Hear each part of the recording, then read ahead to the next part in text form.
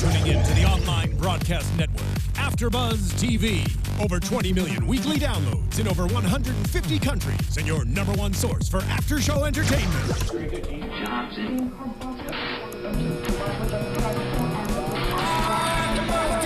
AFTERBUZZ TV, the destination for TV superfans. Producing after-shows for over 300 of your favorite TV shows. Interviewing celebrities and showrunners. And bringing you behind-the-scenes exclusives. All thanks to E! Entertainment's Maria Menounos, producer Kevin Undergaro, and internet leader Akamai. Now, let the buzz begin!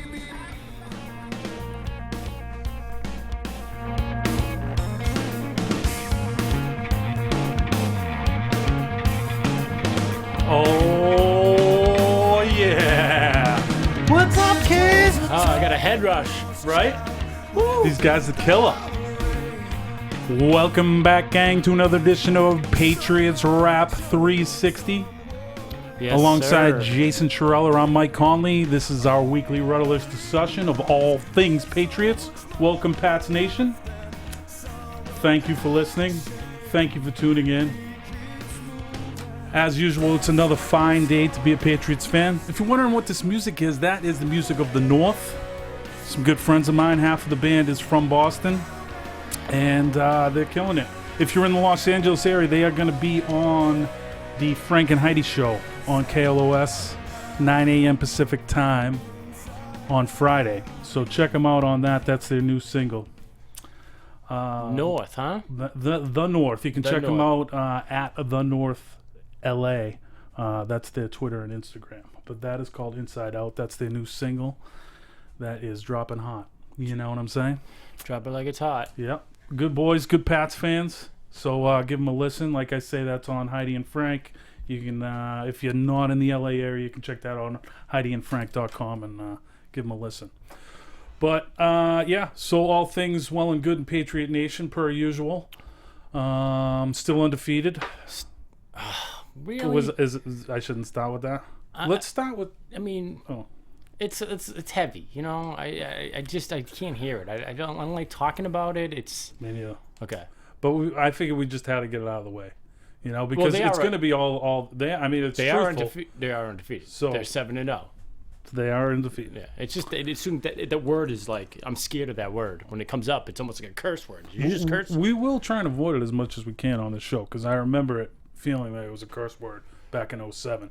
I'm also going to work on my posture. I got some critique on my posture. Oh, you did? So I'm going to try and sit up. And apparently I was like kind of hovering around the mic a little bit too much and like that was affecting the sound. So. Oh, that's interesting because I got critiqued on my rhythm in the open of last show. Really? Yeah. Who's giving you that critique? Oh, my mother. Really? Yeah. What did she have to say? She said you had more rhythm than I did. Yeah. Which I've I'd always say liked your mom. She's a very smart woman. Oh boy. You know? What have I gotten to at this point? You know, you were just born to good parents. I don't know what to tell you. You know?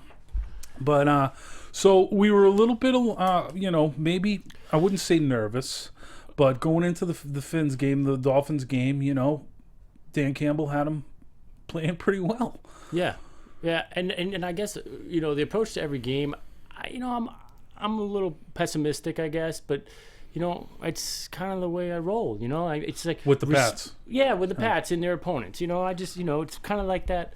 Respect your opponent and you don't fear them, but respect them. Mm-hmm. And that's every opponent, and that's kind of their motto. And I'm kind of buying into that. That's exactly what Wednesdays are all about in the Patriots land of NFL because today's the day where Bill Belichick takes it to the podium, as well as Tom Brady, and they talk about how great the Washington Redskins are. I know. You know? Yes. I mean, he must have said the Redskins, the 3-4 Redskins, that I've seen a little bit of this year, were explosive about 4 or 5 different times.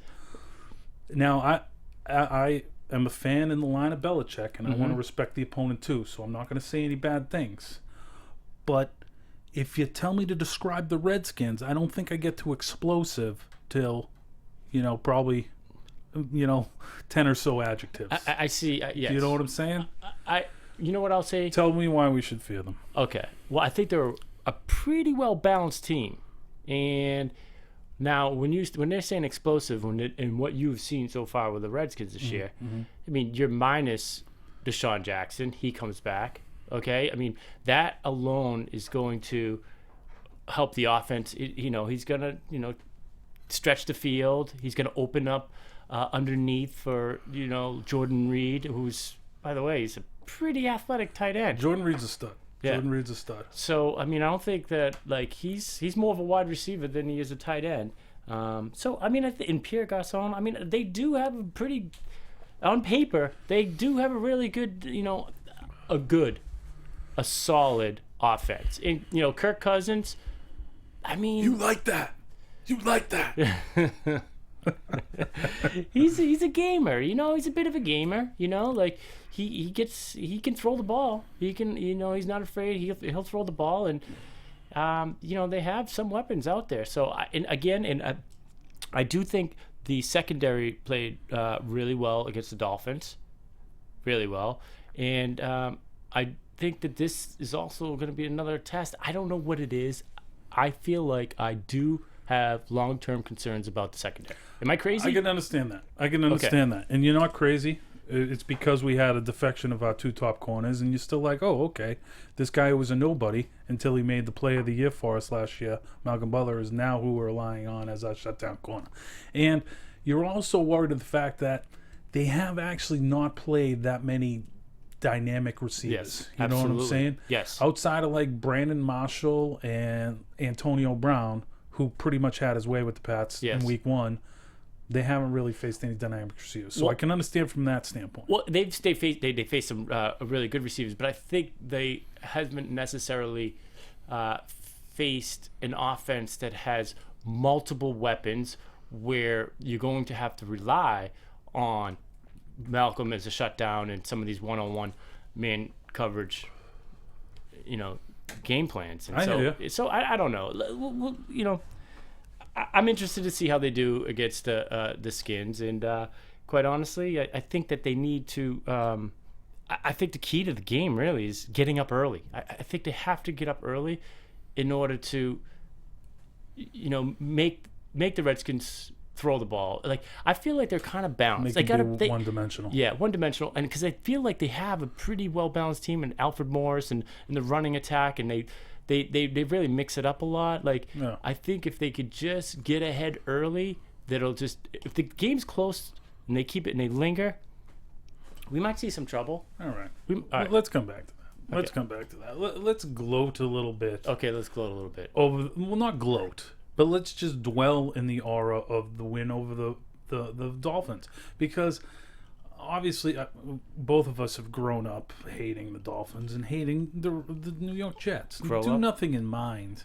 Well, some of us are still in that process, but just through no fault of them. It's just the fact that they're in the same division of us, and that's why you hate teams. I hate in the sports sense. Yeah, I'm sure there's a lot of fine guys over there. Hate's a strong word. Okay. Anyways. Yeah. But I just love the fact that the Pats were able to stick a W on both of those teams, like in a 5-game span. It's just like Christmas come early, Yeah. Well, especially when both those teams kind of coming in with like this renewed, like, oh, here we go. There's a new sheriff in town. Yeah. Nope, same old sheriff. Taste it. Yeah. Well, that's why in some ways, you're coming into this week, you're riding so high on the, you had the Colts, then you had the Jets, and the Dolphins. I mean, it's just been so many storylines, and it was so exciting. And now they were just like, whoa, wait, who are we playing? Yeah. So you wonder if there's going to be a letdown in that That's what I'm getting to. A little trap game. Yeah, trap game. Well, we'll stay with the Dolphins. We'll stay with the Dolphins. Right. The fact that they came in on a high, had won 2 in a row, scoring like 41 in back-to-back games, or like averaging that. But they didn't quite have it going last Thursday night. 36-7, Patriots final. I love it. Yeah. Today or yesterday, we got Brady named AFC Offensive Player of the Week. Obviously. After his performance, 26 for 38, 356 yards and 4 TDs. He didn't really run as much this week, which was good with me. Yeah, that's fine. If he doesn't run ever again this season, it's fine. But it does fire them up in that right thing. I mean, I still have the vivid memories of him, jerking Urlacher all those years ago, and then getting up. Nothing fires him up like that. He does get fired up when he runs the ball. Mm-hmm. It's like he has something to prove. By the way, the quarterback sneak they do it so much. It's like you would think they'd know it's coming by now and be able to stop it. But I mean, that's just another credit to this interior offensive line that I've been nervous about, but have been lauding over, to this point. I mean, this kid David Andrews stepping in. I mean, he hasn't missed a snap all year. And now I'm wondering like what happens when Stork comes back now. Well, I was going to ask you that because I know you're like this offensive line guru. Of sorts. Yeah, I mean, okay, I played a little offensive line on my day. I don't know if I'm a guru. Otherwise, maybe I'd still be playing. But I think you're right. I mean, to me, the most impressive thing so far this year has been that offensive line and how they've been able to make shift and do a very good job. In going into the Miami game, one of my big concerns was the health of Brady and whether this Miami pass rush was really going to take, he's going to take a beating from that Miami pass rush. They did a very good job. They did protecting him. They didn't get to him as much as I thought. It helped that Cameron Wake pulled up on. Yeah. Yeah. Well, I mean, you never want to see a guy get hurt, but that's all I'll say. He's out for the year. But my question to you, I guess that's going to hurt them. Yeah, that's devastating. That really is devastating. So Achilles, Andrews, I believe, right? Achilles. Yeah. Yeah, Achilles. Yeah. That's a tough one. Yeah, Achilles. The Dolphins this year. Wow. Yeah. Oof. Clearly that wasn't rehearsed. My question to you is, yes, Andrews. please. Andrews, now what do you do when he comes out? Can you move him over? Like, as an offensive line guy, can he move over? Because I feel like we could keep him. Well, you love that versatility, and you know that Belichick loves that versatility. I see kind of him as a center, really. I mean, maybe that's just kind of because I'm in this new wave, NFL where it's like, okay, your tackles are, 6'6" and above and at least, 350 pounds. They're behemoths. Yeah. Your guards are like, 330, 6'3", and then your center's maybe the only guy you can get away with being under 300 pounds. And he is. He's like a 290, 295 guy, Not incredibly tall. I forget him. He's probably like 6'1", 6'2", but that's like small now in the NFL. And I think he played pretty much exclusively center throughout his college days. And I know Stork played a little bit of guard. So, and Stork's bigger. Stork's like 6'4", 315. So he's in that guard mold. So I think... You think you might keep Andrews at center? I think he might keep Andrews at center. Interesting. I think once we get back to full strength guard-wise, once we have a Shaq Mason back and Trey Jackson back healthy and clicking in on all cylinders, I think you'll see Stork go back to center. Andrews go to a depth position on the bench where he can come in and then goes to the guys. But, I think now to put, Stork back at center, I think he is, like, if just looking at it, he has our best center. I mean, the guy won the Remington Award in college. That doesn't go to the guy who gives the best rim jobs, you filthy animal, but it goes to the outstanding center of the college. I could see your head was going there. Oh, my. I quit. It actually wasn't. You were listening. Take care, Jay.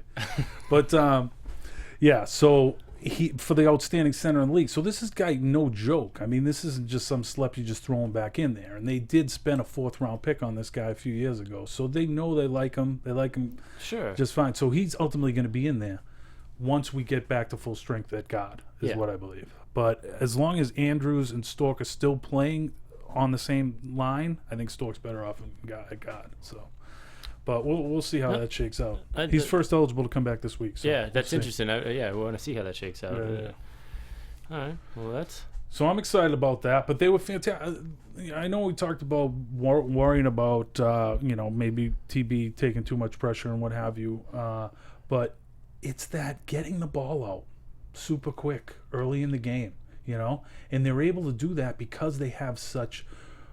great one-on-one matchups. They have guys that get off the line and gets Gronk obviously because the dude's a man-child as Edelman referred to him last week, and Edelman and Amendola just because they're quick, Yeah. you know, and Yeah. they just and they're inside or they're outside, yeah, boom, boom, and he gets it out.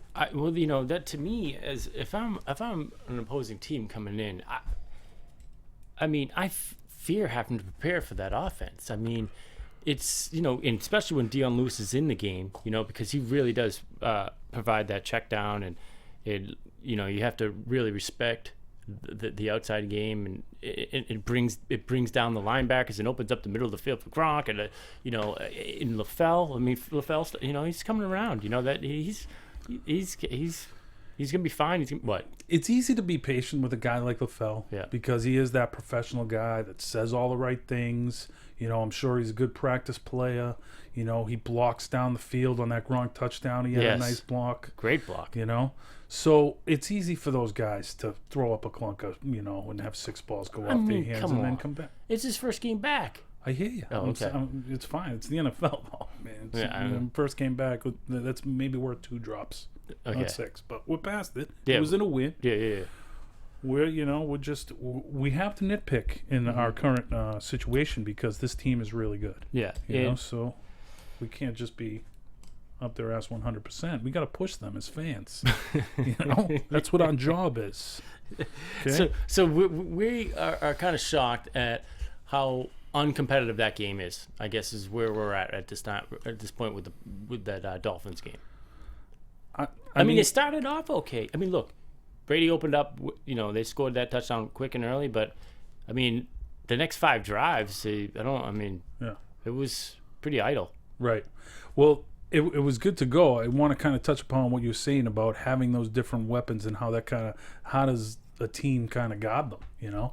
And you could see it on that first drive, you know, because, and you were calling for it. You were like, okay, after Brady throws X amount of times in that the Jet game, you're like, okay, we got to have a little bit of the blunt force trauma right to the head of the D tackles of the Miami Dolphins, and they did, and they came out and did that, boom, boom, boom, straight off the bat.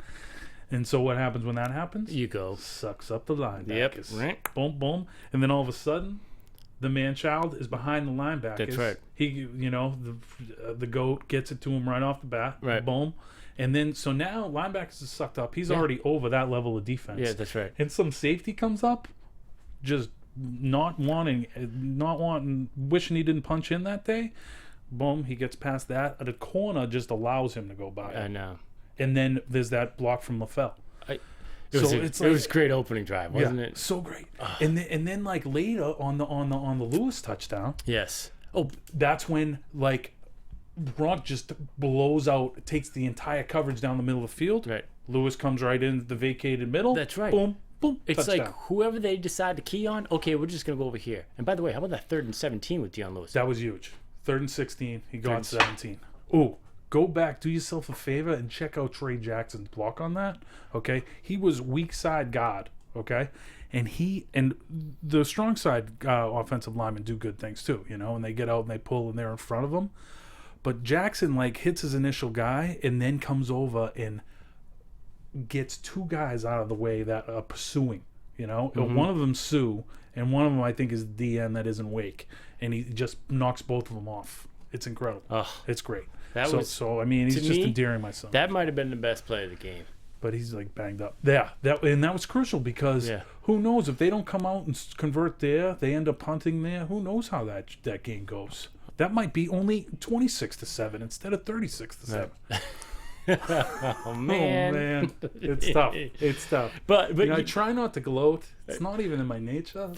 But to your point of this, you know, it's in your nature. All right, come back. I didn't know if you caught that one. Come back. All right, I'm back. But to your point with Blunt, you know, like having him in the game, and then they have, you know, it sucks in the linebackers. But more so than that is having Dion Lewis a part of the offense and not being hurt, because that, my friend, would be terrible. Is a weapon that has to be respected on the outside in the dump offs, and like. Whereas Blunt, okay, there's something about Blunt. He's not a dynamic player. You know? No, he's 3 yards in a cloud of dust. That's what you need out of that guy. You know, we already have a shifty guy, you know? So it's like we're not missing Vereen right now because Dion Lewis is doing what he does. But my point is, if we lose Dion Lewis, I don't know why. I fear that. It's a little thing called next man up. Okay, Jason? And that's what happens. You lose a Brian Stork, a former Remington Award winner.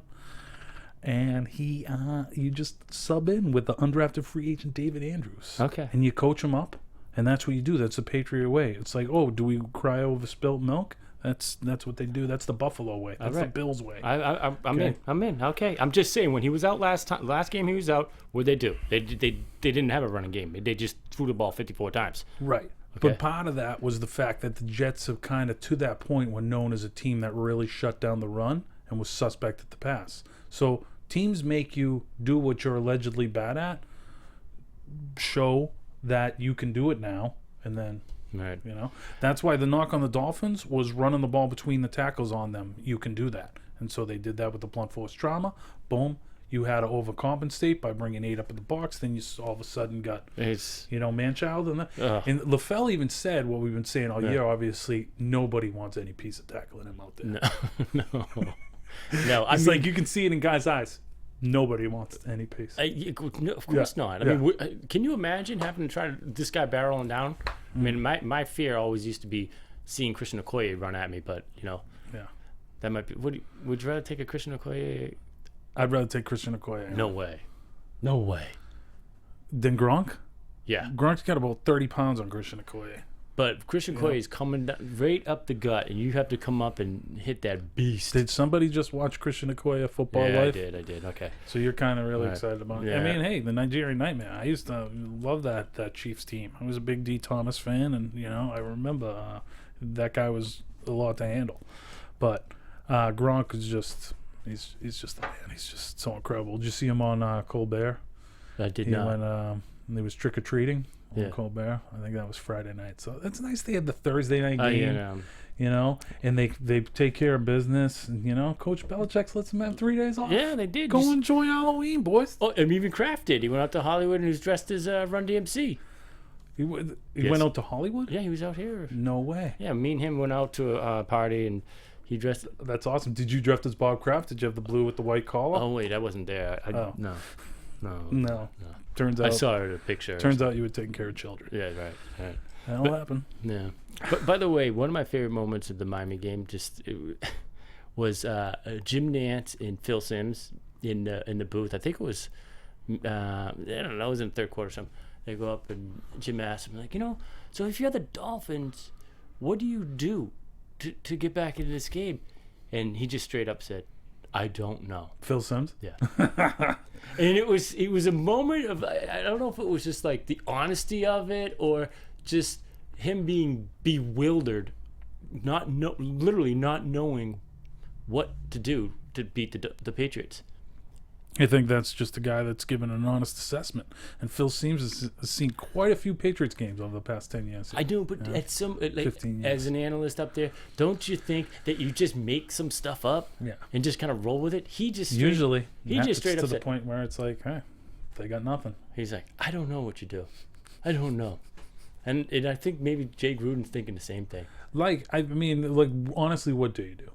Sneak a 12th, 13th, 14th guy on the field and have them cover Gronk. Okay, we're going back over to that gloating world, I think.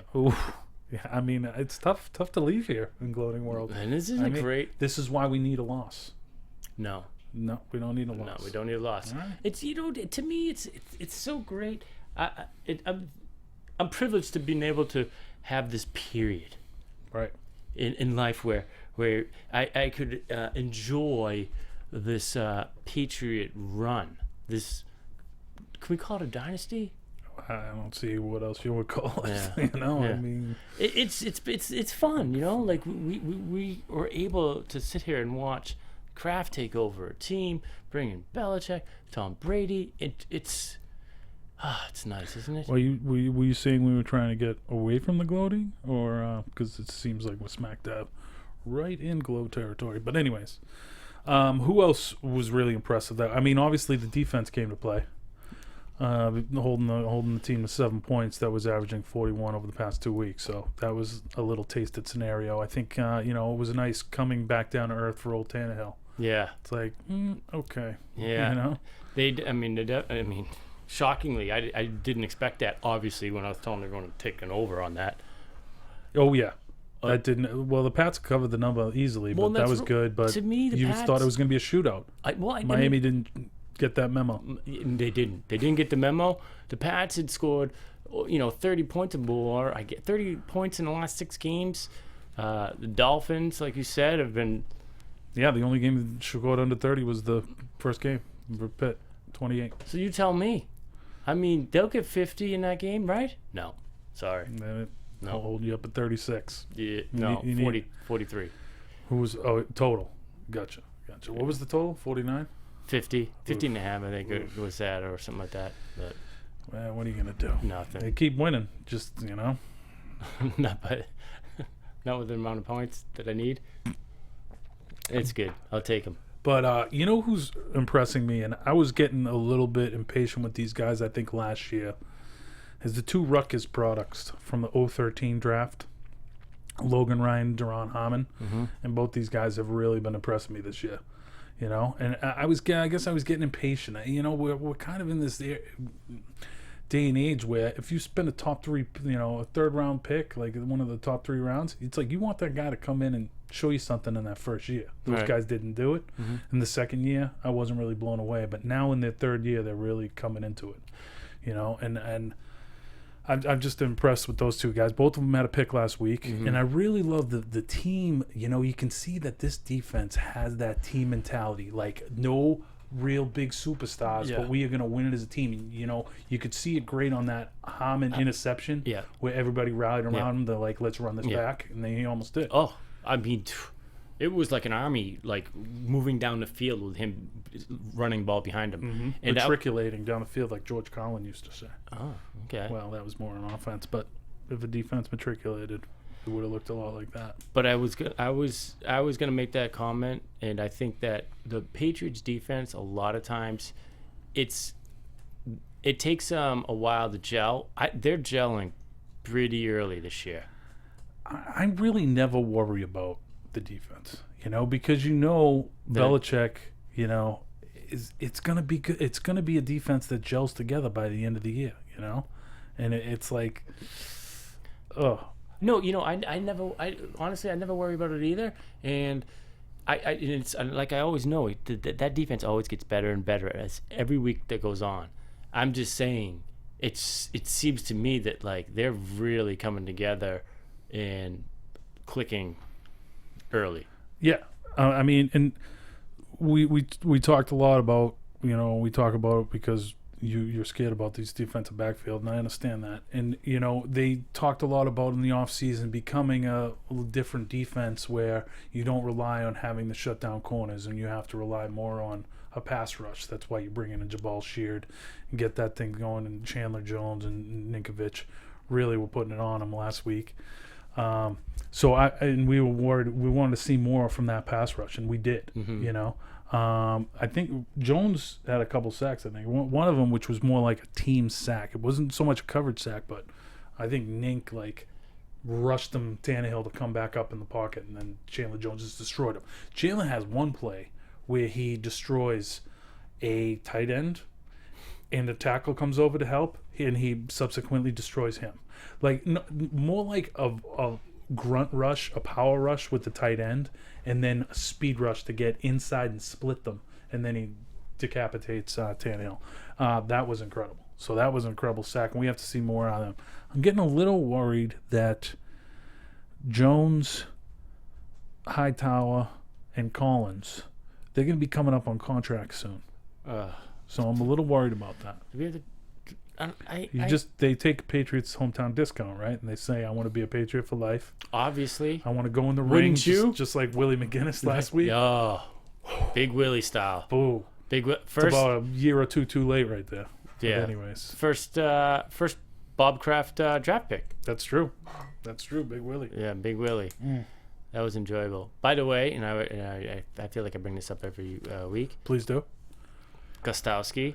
Oh, And we didn't give you boy props last week for winning the AFC Special Teams Player of the Week. So give him props out to that Ghost. I know you're a big fan of the program. So we're sorry we overlooked you last week. What were you going to say? Because he's the man. He broke Vinatieri's too. Because I don't need that happening. I don't need the announcers talking about, oh, he's made 37 field goals in a row. And it's like, dude, I need him to get this through right there. Oh. Yeah, I don't need that kind. Five sacks for the squad last week, so that was a good showing out of that pass rush. 2 for Chandler, but like I said, 1 was pretty much his. That should have been 1.5. The way he did that play, it just totally overtook a tackle on tight end and split him. He's incredible. Yeah. So no trades. No trades? No trades. And, it's like they shouldn't even bring up the fact that there's a trade deadline in the NFL because nothing ever happens. It's like... Yeah, I know. That being said, the Pats have been pretty active for the last 3. Right. I mean, so I hear what you're saying. And, we almost came to expect it. You know? I did. I really thought something was going to happen, but, it's fine. It's true. Because last year we picked up, like, Ayers at the deadline and... who else? Akeem Ayers and a couple other guys last year, and then the year before they got to leave. So they've made some significant moves at the deadline, but it doesn't really happen too much of a while. And what I was really excited about is because all reports. You got Bostic earlier, so that's true. Yeah, they have made some moves. And the other guy there. The wideout from Houston. Yes. And they picked up another defensive guy, Akeem. Yes. So, yeah, and Belichick had kind of said about how, it's good to have these guys integrated into the system even earlier than the trade deadline. So that's a good thing. And, those guys are good pickups, I think Bostic's going to be good, at least on special teams, but I think he can help us in a linebacker core. Yeah, it was just a case where, and you have to look at those situations. And I believe we talked about this before, where there's like a change of, changing of the guard or changing of a defensive philosophy. Boom, you can pluck a lot of guys out of that. Like, we're changing from, a 4-3 to a 3-4. Oh, you have a defensive end that you want us to take off your roster for a 6th-round pick? Thanks very much. Boom. So, and you can always rely on Coach Belichick to know just who the guy is to get out of that, because the guy knows defense, and he knows when a guy's being underutilized. But what were you going to say? I was going to say, well, the Patriots are just 7-0. but yeah, I am excited about this defense, and the fact that the Rutgers guys are actually turning into players. I actually never thought that was going to happen, and both of them have been contributors on the team this year. And this is what I was going to say. I'm sorry, because leading up to that.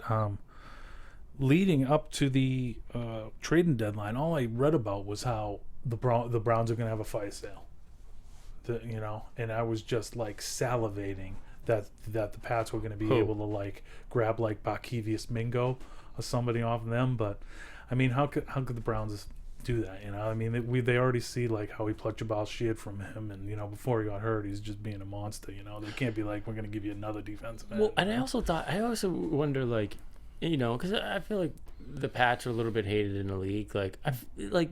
Does that play in some of these trades? Do some teams not even want to deal with the Pats? I think there's a certain element to that. So I feel it might hurt in some ways when it comes down to trade talk. Yeah. But if they did happen, where they were able to get Barkevius Bingo, and with the Sheard acquisition, it's you start thinking of maybe the Browns being kind of a farm team for the Patriots, and I kind of like that idea of the Pats having a farm team really close, right there in the AFC North. The Pats just have a farm team. It's the Browns. Right. Boom. Well, just give us players. It's kind of how I feel about the Texans. It's almost like their vacation home. Right. We're just going to send you down there until maybe you're ready, or should have gave us back Vince at the deadline for a song. That'd have been great. Vince is kind of just holding court down there. Yeah, he is. He's not playing actually spirited football. I've seen him got blown off the ball a little bit down there. So maybe as much as I hated to see him go, hey, Let's not talk about Vince playing for the Texans. Absolutely. Okay, let's just keep it with a better point has never been made. Well done. Okay. All right, getting back to a Patriots farm system. I would like to see, going back to the Rutgers guys, that was like the Greg Schiano kind of regime in Rutgers, and obviously that was like turning to be a nice little farm team. Right. So can that guy get out of the analyst booth and go get a college job again? That's what we want to have happen, Schiano. Get down there and start a Patriots farm team, please. There's plenty of openings. Yeah. He's a good college coach. Right. People should be knocking on his door. He's a sub-average analyst. So let's get him back into coaching. Wow. I actually like him as an analyst, but I'd like to see him back in the coaching ranks. And like I say, having a fun team for the Pats. What's the thumping? Is that me? That's someone on the cord. Anyway, is my posture bad again? Yeah, it is. Oof, man.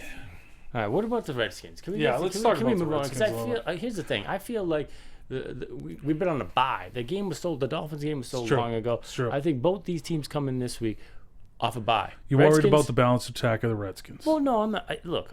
No, it's something. They have a very balanced rushing attack. They have, they have Alfred Morris. They have Matt Jones. I like it. This is the Patriot way. They have that Chris Thompson kid is really good at catching the ball out of the backfield. We got to be ready for all those guys. Yes, exactly. Ready for all those guys. And I hear what you're saying. You got to stop the run first. Make them one-dimensional. Make Kirk Cousins beat you. Well, it's not even. Yes, I mean, let's just get up early and just everything, and then just cook some sausages. Just keep the Pats get up pedal. early. Gotcha. Okay. And just keep the foot on the pedal. Yeah. Well, that's the plan. You remember the last time we played the Redskins? It was like 52-13-ish, and I think it was like after Spygate is the Spygate year where they were just running up on anybody. Sorry, Redskins, but bad year. It's sorry you always come on the schedule when it's a tough time, But you may have to taste it this week. I'm not making any predictions. You think it's a route? I'm not going to say it's a route. What's the number? Like 14 and a half. Oh, that's a big number in the NFL. You're going to lay those points?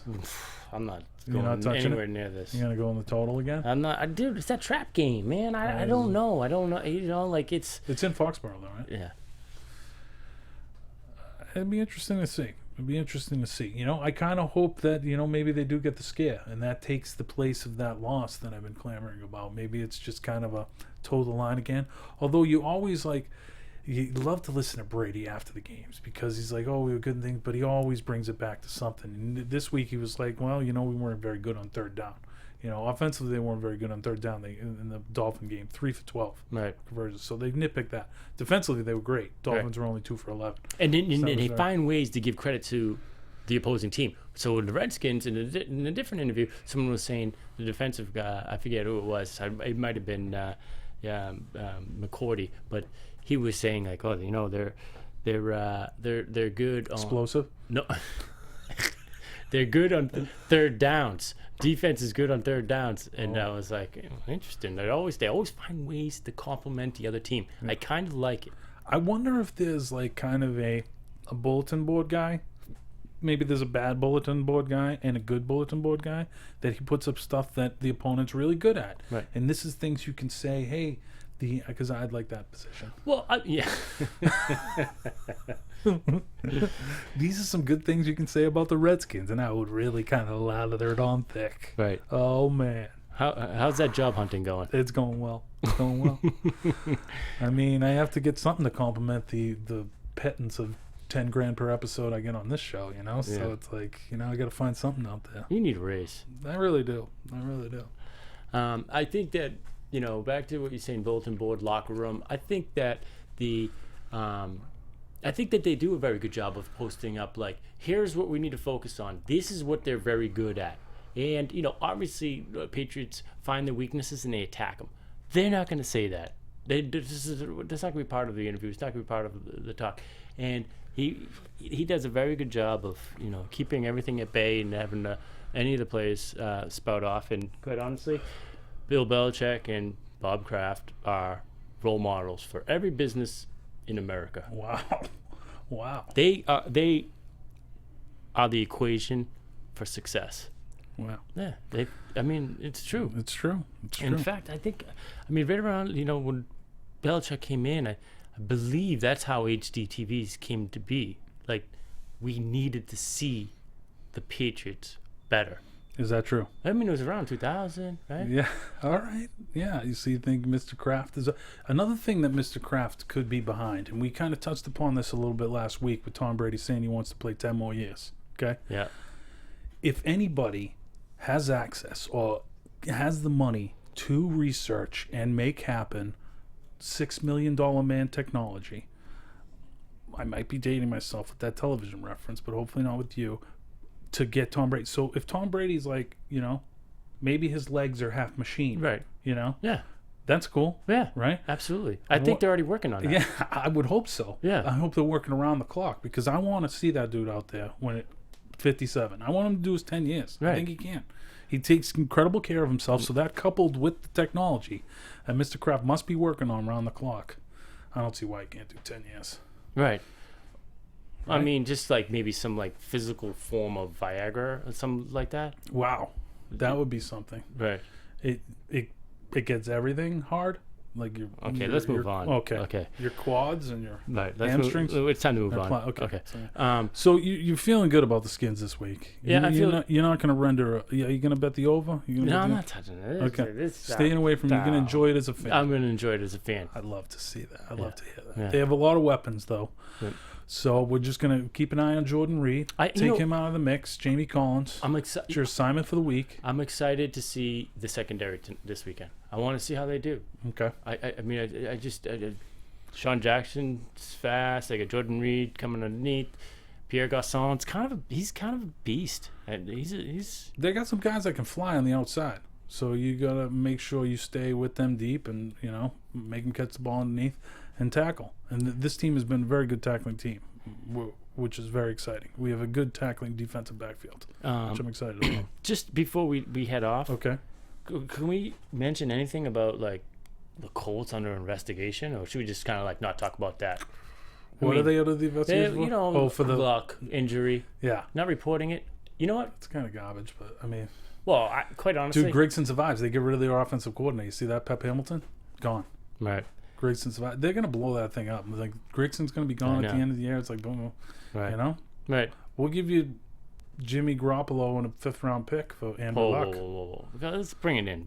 You don't want to let's trade Garoppolo and a 5th round pick for Andrew Luck and have him sit behind Brady for a few years? See, you don't even let me get the words out before you're already disagreeing with me. I like Jimmy. As soon as I heard that, I was just like, whoa, stop. Oh boy. Yeah, I do. I kind of like Jimmy. What do you want me to say? Yeah. Well, I think we should say goodbye. Okay. All right. But guys, thanks for tuning in. Jay, you want to give out your Twitter so people can holler at you? You check us out on iTunes. What is it? At Jay Cherella? At Jay Cherella. Boom. So hit us up with some call. It's on YouTube. This has been Patriots Wrap 360. Thanks, guys. He's Jay. I'm Mike. Go Pats.